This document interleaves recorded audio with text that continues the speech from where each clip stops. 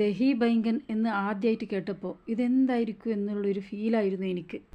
പക്ഷെ കഴിച്ചു കഴിഞ്ഞപ്പോൾ കൊള്ളാലോ എന്ന് തോന്നി. അത് ഉണ്ടാക്കി നോക്കിയപ്പോൾ വീട്ടിലൊരു സ്റ്റാർ ആവുകയും ചെയ്തു. അതിന് വേണ്ടത് 200 ഗ്രാം വഴുതന സ്ലൈസായിട്ട് കട്ട് ചെയ്യുക. അതിലേക്ക് 1 ടീസ്പൂൺ നല്ല എരിവുള്ള മുളക് പൊടി, 1/2 ടീസ്പൂൺ മഞ്ഞൾപ്പൊടി, 1/2 ടീസ്പൂൺ ഉപ്പ് എന്നിവ ചേർത്ത് അല്പം വെള്ളവും ചേർത്ത് നന്നായി യോജിപ്പിക്കുക. ഫ്രൈ പാൻ അടുപ്പത്ത് വെച്ച് അതിൽ 3-4 ടീസ്പൂൺ വെളിച്ചെണ്ണ ഒഴിച്ച് വഴുതനങ്ങ കഷ്ണങ്ങളെല്ലാം അതിൽ പെറുക്കിയിട്ട് 2 സൈഡും നന്നായി മൊരിച്ചെടുക്കണം.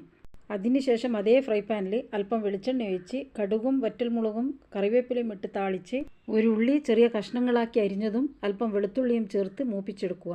ഇതിൻ്റെ കൂടെ തന്നെ 1 ടീസ്പൂൺ ചുവന്ന മുളകും കൂടി ചേർത്ത് നന്നായി വഴറ്റിയെടുക്കുക. ഫൈനലി നല്ല കട്ട തൈര് അതിലേക്ക് ഒഴിച്ചു കൊടുക്കുക. തൈര് ഒഴിച്ചതിന് ശേഷം തീ അണച്ചു വെക്കുക.